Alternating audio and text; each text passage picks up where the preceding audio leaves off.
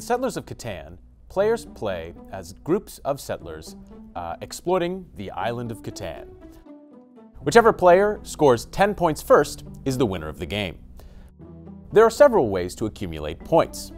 Every settlement a player has on the board is worth 1 point towards their score. Every city a player has on their board is worth 2 points towards their score. Players can also build roads and play knights. The first player to have a road that is at least 5 segments long will gain the longest road award. It is worth 2 points towards their score. Notably, if another player builds a road that is longer than theirs, they will take this award and those 2 points from that player. The first player to play 3 knight cards will gain the largest army award, which is also worth 2 points and can be also stolen by another player who builds a larger army later in the game. Finally, players can score points through development cards. Some development cards will have a point symbol noted on the card, and they are worth 1 point towards that player's score. Settlers of Catan is played in turns. On each turn, a player will start by rolling 2 six-sided die. Based on the result, they will add those numbers together, find those numbers on the board, and each of the spaces with those numbers on them will produce resources for players who have settlements or cities on those spaces.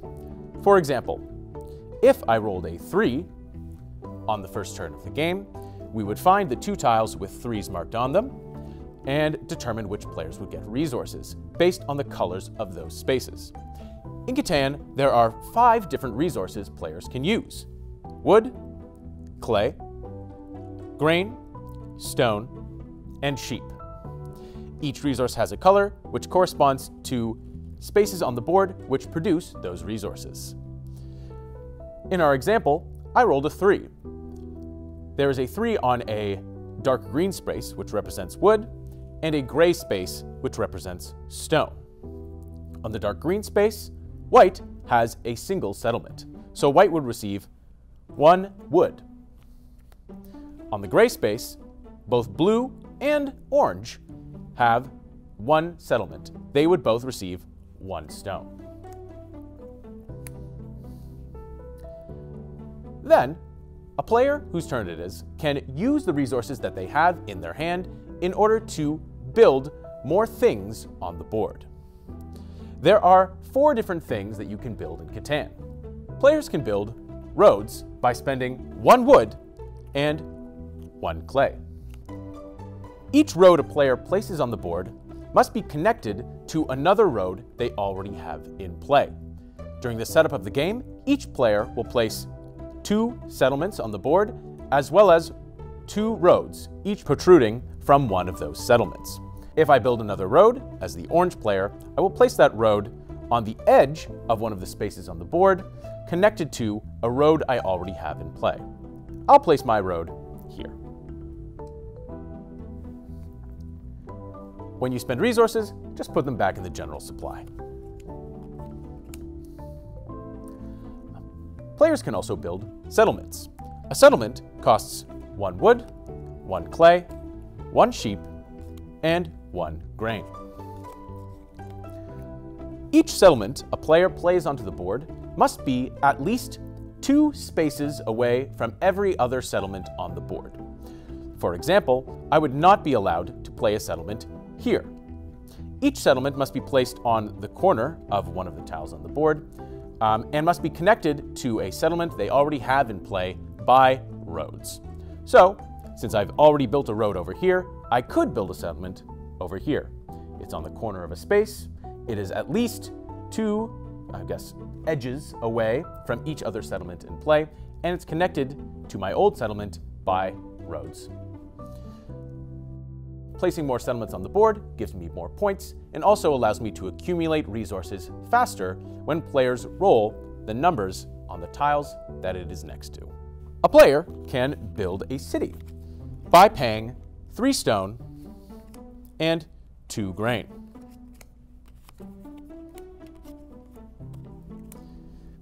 Rather than simply placing a city onto the board, like a settlement, when you build a city, you upgrade one of your existing settlements into that city by replacing it. Cities are worth 2 points towards your score instead of 1, like the settlement, and cities will gain twice as many resources as settlements do when the numbers on the tiles next to it are rolled. If we go back to our example, if I rolled a 3, then instead of getting 1 stone, the orange player would get 2 stones, since they have a city adjacent to a tile with a 3 on it. Lastly, players may also build development cards by paying a grain, a sheep, and a stone. Development cards are drawn from this face-down deck of cards. Each development card does something different. Some development cards are worth points. You can keep these development cards face down until revealing them would give you the 10 points needed to win the game. Some development cards are green. These cards will have various different effects explained in the text on those cards. These cards can only be used on any future turn after the turn that you bought those cards. Lastly, some development cards are knights. Now, if you've noticed, there is no 7 anywhere on the board. That's because when you roll a 7 in this game, no resources will be produced. And in fact, players may have to discard resources. When a 7 is rolled, each player will count the number of resource cards that they have in their hand, and if they have more than 7, they must discard half of them, rounded down, back into the supply.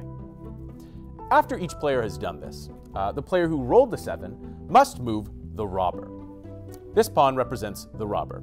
They will start on this blank space on the board, which is a desert that does not produce any resources.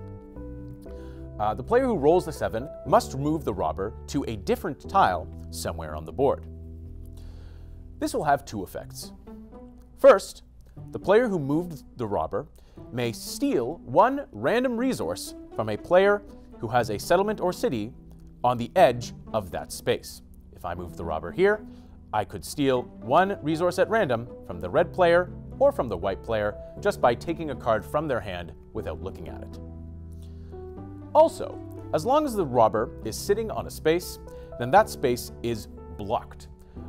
Regardless of how many times that number is rolled, that space will not produce resources for the players with settlements or cities on the edge of it.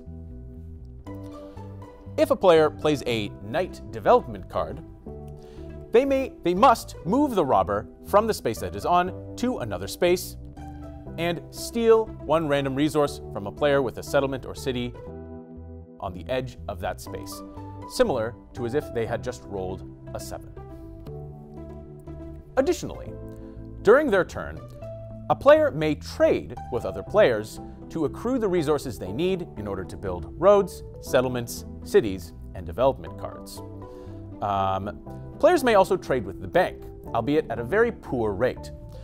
You may submit to the bank 4 cards of one type. For example, I may give the bank 4 stones in order to get 1 of anything else from the supply.